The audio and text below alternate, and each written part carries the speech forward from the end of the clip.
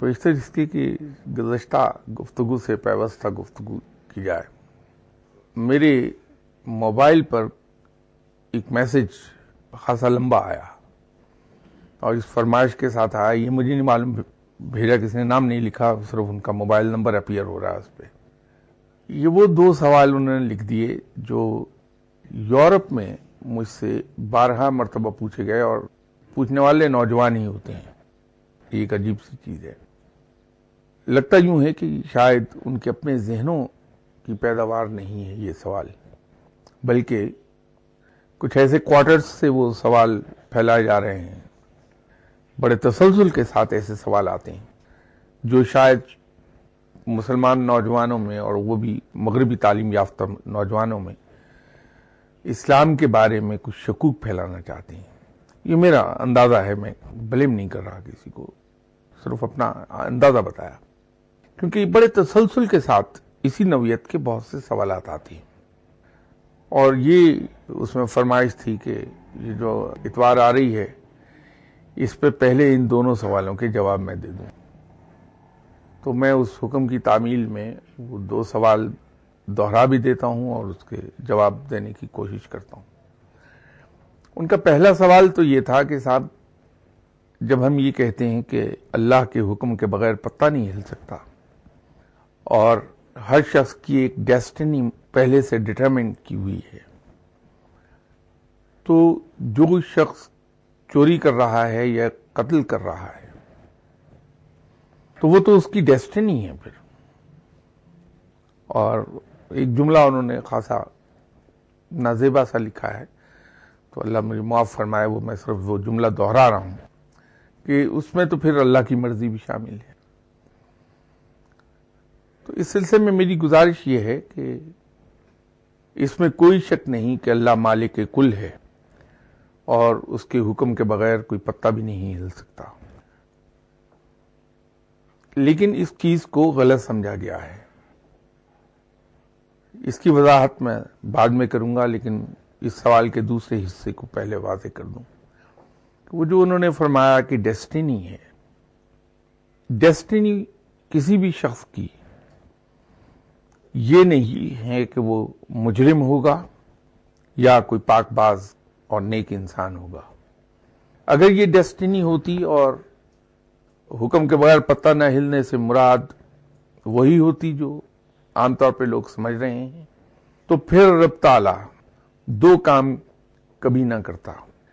اللہ تعالیٰ نے پہلے تو ہمارے لیے جو صحیح راستہ ہے وہ نہ صرف متعین کیا، بلکہ اس کو بار بار اپنے پیغمبروں اور انبیاء اکرام کے ذریعے سے ہم تک پہنچایا. جیسے پہلے کسی نشست میں میں نے عرض کیا تھا کہ رسول وہ ہے جو ایک نئی کتاب لے کر آتا ہے، ایک نئی شرح لے کے آتا ہے. پیغمبر اور نبی وہ ہے جو پہلے سے اتری ہوئی کتاب کی تجدید کرتا ہے، جو وقت کے ساتھ ساتھ اس پر گرد جم گئی ہے، ان تعلیمات پر ان کو صاف کر کے نئے سرے سے چمکا کے لوگوں کے سامنے پیش کر دیتا ہے. تو رسول بھی آئے اور انبیاء کرام بھی آئے. روایت کے مطابق 1,24,000 پیغمبر، رسول اور انبیاء آئے ہیں. تو رب تعالیٰ نے 1,24,000 رسولوں اور پیغمبروں کے ذریعے سے وہ پیغام بار بار دیا ہے. جب اس کا پیغام مکمل ہو گیا اور کسی پیغمبر کی کوئی ضرورت نہ رہی تو رسالت کا سلسلہ بند کر دیا گیا، اور آخری رسول صلی اللہ علیہ وسلم تھے. ان کے بعد آپ صلی اللہ علیہ وسلم کے پردہ فرما جانے کے بعد اس کی ذمہ داری علماء پر ڈال دی گئی کہ اس پیغام کو وہ پھیلاتے رہیں. اگر ڈیسٹنی ہی مقرر تھی تو سیدھا راستہ متعین کرنے کے بعد اس کو بار بار لوگوں تک پہنچانے کی کوئی ضرورت نہیں تھی. اس پر بہت زور دیا رب تعالیٰ نے کہ یہ سیدھا راستہ ہے، اس پر چلو اور اس کے انعامات یہ ہیں. دوسری چیز یہ ہے کہ اگر یہ ڈیسٹنی ہی مقرر ہے کسی شخص کی، تو وہ اگر اس کی ڈیسٹنی معاذ اللہ اگر مجرم کی ہے اور وہ جرم کرتا ہے، تو اس نے تو وہ کام کیا جس کے لیے اسے تخلیق کیا گیا تھا، تو پھر اسے سزا کاہے کی ملے گی؟ لیکن اللہ نے واضح طور پر کہا کہ جو میرے بتائے ہوئے راستے سے ہٹ جائیں گے ان کو یہ سزا دی جائے گی. سزا کو بھی الیبوریٹ کر دیا. تو رب تعالیٰ نے کسی کی ڈیسٹنی اس طرح سے ایز سچ مقرر نہیں کی کہ وہ کوئی مجرم ہوگا یا کوئی پاک باز ہوگا، وہ انسان پر چھوڑ دیا. جیسے گزشتہ ایک نشست میں کسی میں نے عرض کیا تھا کہ رب تعالیٰ نے انسان کو اپنا نائب بنا کے بھیجا ہے، کیونکہ رب قادر مطلق ہے اور انصاف کرتا ہے. جس طرح سے ایک بڑے افسر کا نمبر 2 جو ہے، اس کا جو نائب ہے، وہ کبھی بے اختیار نہیں ہوتا. حالانکہ ہم تو انسان ہیں، ہم سے ناانصافیاں ہوتی ہیں، لیکن اس سرشست کے باوجود کسی بھی افسر کا نائب بے اختیار کبھی نہیں ہوا. ڈگری آف اتھارٹی کا فرق ہوتا ہے، اسے ڈیلیگیٹ کر دی جاتی ہے اپنے نائب کو، لیکن یہ اختیار پھر بھی افسر کے ہاتھ میں رہتا ہے کہ وہ جب چاہے اس اتھارٹی کو وڈرا کر لے اپنے نائب سے. تو رب تعالیٰ نے جب انسان کو اپنا نائب مقرر کیا ہے، قادر مطلق ہے، تو اس کو ایک بڑی حد تک قادر بنایا ہے. وہ قادر جس سینس میں کہہ رہا ہوں وہ سینس دوسری ہے کہ اللہ نے ہم کو 3 آزادیاں دے دیں. ایک فریڈم آف تھاٹ عطا فرما دی کہ ہم جو چاہے سوچیں، جو چاہے ارادہ کریں، جو چاہے منصوبہ بندی کر لیں. دوسری ہمیں فریڈم آف ڈیسیژن دے دی کہ ہم جو چاہے فیصلہ کر لیں. میں یہ فیصلہ کرنے میں آزاد ہوں کہ میں کنویں میں چھلانگ لگا دوں، گاڑی کے سامنے لیٹ جاؤں، ٹرین کے سامنے لیٹ جاؤں. میں یہ فیصلہ کرنے میں آزاد ہوں کہ میں نیکی کی انتہائی بلندی پر پہنچ جاؤں کوشش کر کے، اور یہ فیصلہ کرنے میں بھی آزاد ہوں کہ میں برائی کو اڈاپٹ کر لوں. تو یہ فریڈم آف ڈیسیژن اللہ نے عطا فرما دی ہم کو. اسی طرح جو تیسری چیز اللہ نے ہمیں دی وہ فریڈم آف ایکشن ہے. اللہ زمین پر آ کر ہمارا ہاتھ نہیں پکڑے گا، وارننگز دیتا ہے روزمرہ کی زندگی میں، تنبیہ کرتا ہے، اشارے دیتا ہے کہ رک جاؤ، ہاتھ نہیں پکڑتا، اس آزادی میں خلل نہیں ڈالتا. تو یہ 3 آزادیاں اس نے عطا فرما دی ہیں. تو ہم جو چاہے فیصلہ کر لیں، لیکن یہ آزادیاں تو حاصل ہیں ہمیں، لیکن ساتھ ہی یہ بتا دیا کہ اگر میرے بتائے ہوئے راستے پر نہ چلے تو میرے پاس تمہیں لوٹ کے آنا ہے اور وہاں یہ سزا تمہیں دی جائے گی. اب یہ جو اس کے حکم کے بغیر پتہ نہ ہلنے کی دلیل لائی جاتی ہے، اس کے لیے میری گزارش یہ ہے کہ ہم میں سے اکثر کے گھر کئی ملازم ہیں. تو آپ اپنے گھر کے سربراہ ہیں، اس گھر میں آپ کے حکم کے بغیر پتہ نہیں ہل سکتا کیونکہ آپ سربراہ ہیں اس کے. لیکن کیا جب ملازم لاپرواہی سے کام کرتے ہوئے آپ کی کراکری توڑتا ہے تو اس میں آپ کا کنسنٹ شامل ہوتا ہے، یا آپ کی اتھارٹی نہیں ہوتی، وہاں ختم ہو گئی ہوتی ہے؟ اگر آپ کا ڈرائیور جو آپ کا ماتحت ہے اور آپ کے حکم کا پابند ہے، جب آپ کی گاڑی گھر سے لے کر چلا جاتا ہے تو سڑک کے اوپر جس طرح چاہے وہ گاڑی ڈرائیو کرے، اور وہ گاڑی مار دے تو کیا اس میں آپ کا کنسنٹ شامل ہوگا یا آپ کی اتھارٹی کم ہو گئی؟ آپ اپنے خاندان کے، اپنے گھر کے سربراہ رہیں گے، آپ کا فیصلہ آخری فیصلہ ہی رہے گا، آپ کا حکم آخری حکم ہی رہے گا. اس کے باوجود ڈرائیور نے گاڑی مار دی. اس نے کیا کیا ہے کہ آپ کے احکامات کی، آپ کے ہدایات کی خلاف ورزی کی ہے، اور اس کی وہ سزا پائے گا. اب اسی مثال کو، یہ تو بڑے چھوٹے کینوس پر آپ کو مثال دی میں نے، اسے بڑا کر لیجئے. آپ ایک ملک میں رہتے ہیں، اس کے شہری ہیں، آپ خود اپنے ہاتھوں سے वजीर आजम को या प्रेसिडेंट को चुनते हैं, फिर आप कोई इसी मुल्क के अंदर रहते हुए जुर्म करते हैं तो वही हाकिम आपको सजा देता है। लेकिन चोरी करने से नहीं रोक रहा आपको, कोई गलत काम करने से रोक नहीं रहा। कानून आपको बता दिया कि मुल्की कानून के मुताबिक ये आप कर सकते हैं और ये नहीं कर सकते। मुल्की कानून की खिलाफवर्जी करेंगे तो आपको सजा दे दी जाएगी, मिल जाती है। तो आप अपनी मर्जी से एक गलत काम कर लेंगे, लेकिन अथॉरिटी प्राइम मिनिस्टर ही की रहेगी जो एक हुकूमत का चीफ एग्जीक्यूटिव है। इसी तरह रब का सिलसिला है कि ये कायनात उसकी है, वो मालिक है इसका, उसके हुक्म के बगैर पत्ता नहीं हिल सकता। लेकिन उसने ये आजादी हमको दे दी और राहें भी हमें बता दी। अगर हम उसके अहकामात की खिलाफ वर्जी करेंगे तो उसकी सजा दे दी जाएगी, लेकिन उसकी अथॉरिटी उससे किसी तरह भी कम नहीं होती है हमारे गलत काम कर लेने से। तो ये दलील लाना कि अगर वो मालिक कुल है और उसके हुक्म के बगैर पत्ता नहीं हिल सकता, वो दुरुस्त नहीं है। हां, वो वीटो पावर यूज करेगा। हम कोई ऐसा काम करने की कोशिश करें, कोई ऐसी ख्वाहिश करने की कोशिश करें, कोई ऐसी दुआ करें जिससे उसकी कायनात के चलाने के निजाम में खलल वाक़ होता हो। जो डेलिकेट बैलेंस उसने कायम किया हुआ है इस कायनात को चलाने में, वो डेलिकेट बैलेंस कहीं आउट होता हो जरा सा भी, ना वो दुआ कबूल करेगा, वो उसके एवज कोई और आपकी दुआ कबूल कर लेगा, वो आपकी ख्वाहिश नहीं पूरी होने देगा। बिल्कुल उसी तरह जैसे आपकी वालदा घर में जब आप बच्चे हैं, आपकी हर ख्वाहिश, आपकी हर जरूरत का ख्याल रखती है, लेकिन आग को नहीं पकड़ने देंगी वो कभी। तो रब आपकी वो ख्वाहिश पूरी होने से रोक लेगा, वहां अपने वेटो पावर यूज करता है। आपका वो अमल जो उस डेलिकेट बैलेंस के खिलाफ हो वो होने नहीं देगा, उसको रोक देगा। इसलिए फकीर लोग, जब हम किसी ऐसी दुआ के लिए किसी फकीर से कहते हैं, दरवेश से कहते हैं जो खिलाफ फितरत है, तो अगर वो आपको समझाएगा नहीं तो खामोशी इख्तियार कर लेगा, बात को उड़ा देगा, दरमियान से कोई और बात शुरू कर देगा, या ये कह देगा कि अल्लाह मेहरबान है, अल्लाह करम कर देगा, जाओ।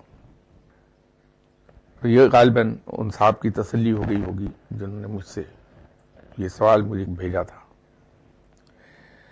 दूसरा सवाल उन्होंने अल्लाह के राज़िक होने के बारे में किया था कि हमारे अकीदे के मुताबिक रब ताला राज़िक है, वो पत्थर में बंद जो है कीड़ा, उसको भी रिस्क फराहम करता है। तो जब रिस्क की फराहमी उसने अपने जिम्मे ले ली है, तो फिर कुरान ये क्या कहता है कि हर शख्स को उतना ही अता किया जाता है जिसके लिए वो कोशिश करता है। हर शख्स को वही कुछ अता किया जाता है जिसके लिए वो कोशिश करता है। ये सवाल मुझसे यूके में भी एक फोरम पर किया गया था।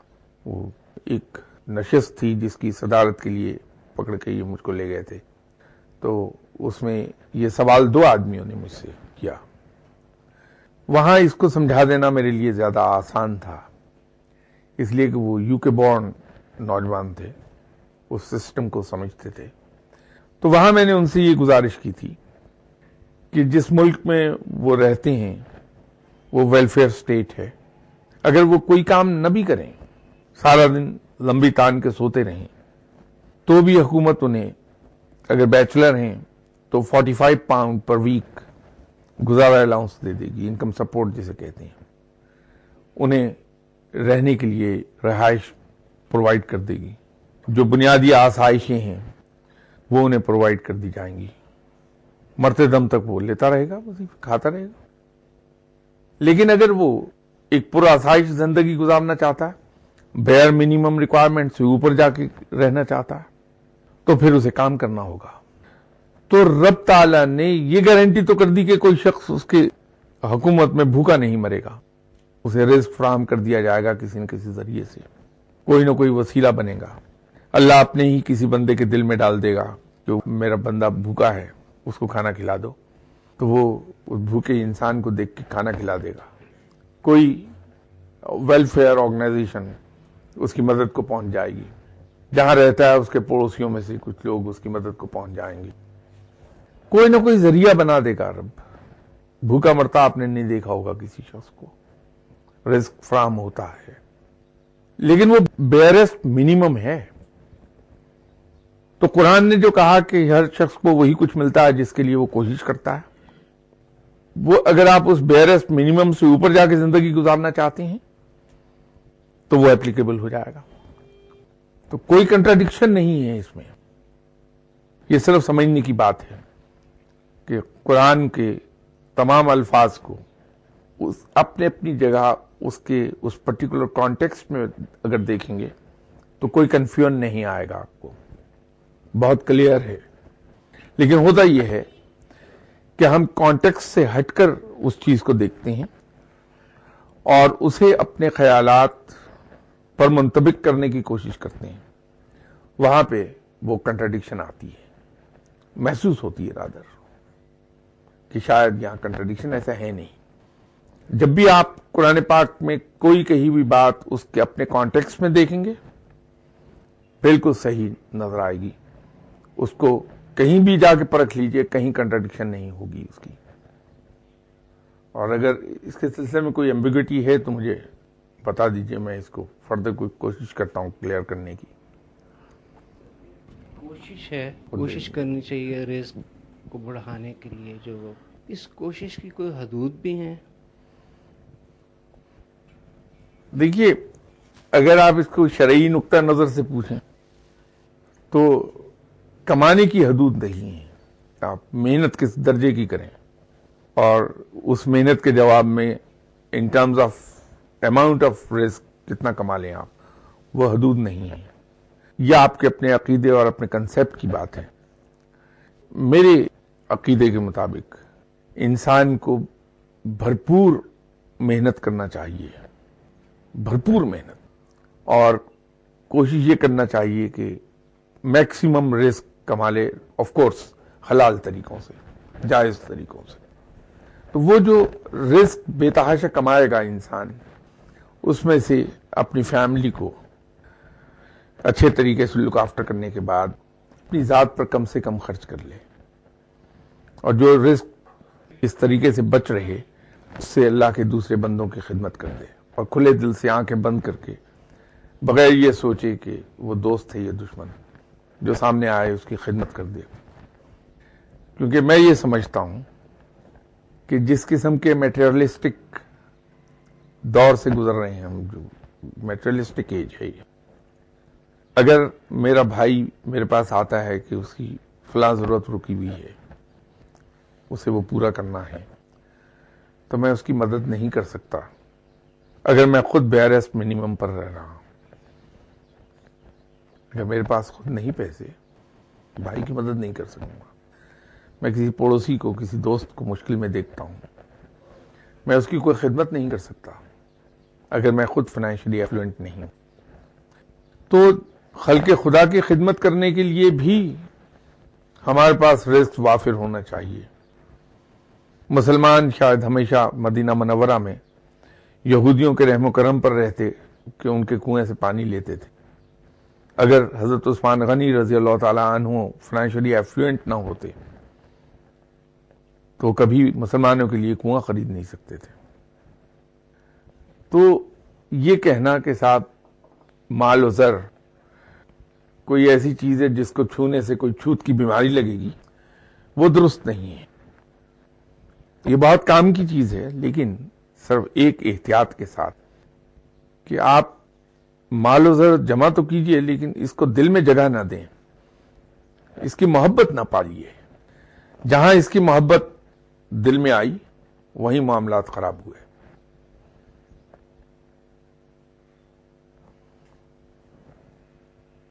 بعض افریقی ممالک کے بارے میں، جیسے ایتھوپیا وغیرہ کے بارے میں، اس طرح کی خبریں سنتے ہیں کہ وہاں بھوک سے اتنے لوگ مر گئے، تو کیا وہاں بھوک عذاب کے طور پہ نازل ہوتی ہے؟ وہ یہ معاملات مختلف ہیں اور اس کا تعلق رب کے اس کائنات کے نظام کو چلانے ہی سے ہے۔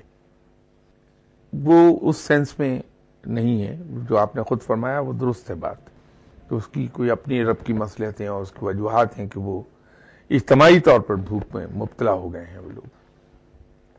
یہ جو میں بات کر رہا تھا وہ انڈیویجول لیول کی بات کر رہا تھا. وہ اجتماعیت میں جب چلی جائے گی بات تو اس کا سٹینڈرڈ مختلف ہے.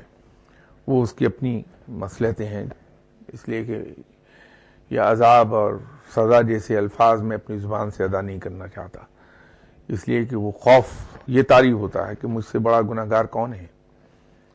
تو اگر رب اپنی رحمت کے صدقے مجھے معاف کیے ہوئے ہے اپنے عذاب سے ابھی تک اس میری پکڑنے کی، تو میں کسی دوسرے بندے کا ذکر اس سلسلے میں کیوں کر دوں؟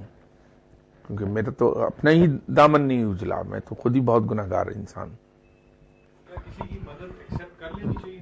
if I'm in problem تو کیا مجھے کسی سے قرض لے لینا چاہیے، یا کوئی خود آ کے دے دے تو مجھے وہ لے لینا چاہیے؟ بالکل. ایک بھائی سے مدد لے کے اگر آپ کا مشکل آسان ہوتی ہے، اگر کوئی شخص آپ کے پاس خود چل کے آتا ہے اور آپ سے یہ کہتا ہے کہ بھائی یہ میرے علم میں آئی ہے بات کہ آپ مشکل میں ہیں، تو یہ میرے پاس فالتو چیزیں ہیں، یہ لے لیجئے اور اس سے آپ اپنا مشکل وقت گزار لیجئے، تو اسے قبول کر لیجئے، لیکن اس نیت کے ساتھ کہ جو ہی معاملات ذرا سے بہتر ہوتے ہیں اس قرض کو واپس کر دیں گے. اور اگر اس نے قرض نہیں دیا ہے تو پھر اسی انداز میں آپ آگے کسی کو مشکل میں دیکھ کے اس کی خدمت کر دیں گے. سر فی زمانہ مینز آف ارننگ تھوڑے سے لمیٹڈ ہوتے جا رہے ہیں جابز پوائنٹ آف ویو سے. اب اس کے اندر بہت سے لوگ یہ شاید افورڈ نہیں کر سکتے کہ وہ اپنی 100% مرضی کی کمپنی منتخب کر لیں اور اس میں وہ خوشی خوشی کام کر لیں. ہر جگہ جہاں پہ وہ کام کرتے ہیں وہاں پہ they get to know about the secrets of business, اور ان کو پھر پتا چلتا ہے کہ ہماری کمپنی اپنے بزنس کو فلرش کرنے کے لیے کچھ انفیئر مینز بھی یوز کر رہی ہے. تو once somebody gets to know about it کہ میری کمپنی یہ کر رہی ہے، اس کے باوجود بھی وہاں پر کام کرتے رہنا، ہاں ٹھیک ہے وہ انسان خود تو آنےسٹ ہے، آنےسٹ ٹو ہز جاب ہے، آنےسٹ ٹو ہز گاڈ ہے، لیکن اس کمپنی کے انفیئر مینز کو جاننے کے بعد اس کا کیا لاہ عمل ہونا چاہیے؟ صاحب آپ کی اس پہلی بات سے شاید مجھے اتفاق نہ ہو کہ ملک میں اپرچونٹیز کم ہوتی جا رہی ہیں. ہم لوگ مہینے میں 2-3 بار بڑے لمبے لمبے ضرورت سٹاف کے اشتہار دیتے ہیں. کمپنیوں میں مینجمنٹ یہ روتی ہے کہ انہیں کام کا آدمی نہیں ملتا، اور یہ حقیقت ہے کہ نہیں ملتا، اور لوگ یہ روتے ہیں کہ ہمیں جاب نہیں ملتی.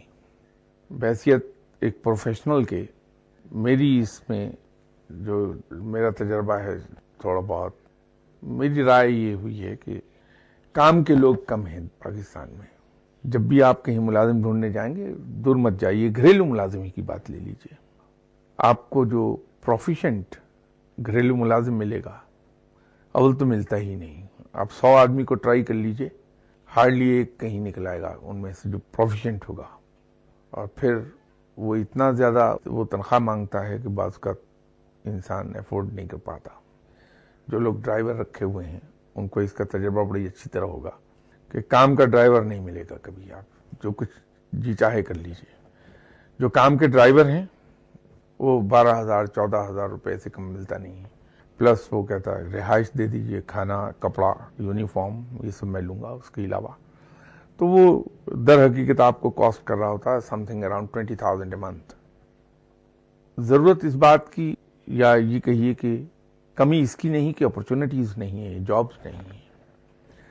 کمی اس بات کی ہے کہ ہم اپنے پروفیشنل سکلز کو امپروو نہیں کرتے ہیں، تو کوئی اچھا ادارہ پھر ہمیں لیتا نہیں. تو یہ اکثر بات ہوتی ہے کہ کسی بھی مسئلے کو جب تک آپ ایک ترتیب کے ساتھ حل نہ کریں وہ حل نہیں ہو سکتا. جب آپ کسی مسئلے کو حل کرنا چاہتے ہیں تو جو کچھ ہم نے پڑھا تھا اپنے طالب علمی کے زمانے میں اور اس کو ہم نے پریکٹیکل لائف میں سچ پایا، وہ یہ تھا کہ سب سے پہلا قدم یہ ہے کہ آپ پرابلم کو آئیڈینٹیفائی کر لیجئے. یہ جان لیجئے کہ اصل پرابلم کیا ہے. یہ میں موضوع سے ہٹ رہا ہوں لیکن شاید آپ کے لیے کام آ جائے آپ کی پریکٹیکل لائف میں. اور یہ اپلیکیبل ہے گھر میں بھی، جاب میں بھی، حکومت میں بھی. یہ فارمولہ اپلیکیبل ہے، اس کے بغیر حل نہیں ہوں گے مسائل. پہلا قدم یہ ہے کہ آپ پرابلم کو آئیڈینٹیفائی کیجئے کہ واٹس دی ایکچوئل پرابلم. جب پرابلم آئیڈینٹیفائی ہو جائے تو پھر اس کے روٹ کاز کو آئیڈینٹیفائی کیجئے. ایسے root cause, not the causes but root cause, اس کو آئیڈینٹیفائی کر لیجئے. جب روٹ کازز اس کے آئیڈینٹیفائی ہو جائیں تو پھر اس کی ریسپانسبلٹی فکس کیجئے کہ یہ پرابلم کس انسان نے کریٹ کی یا یہ غلطی کس کی تھی.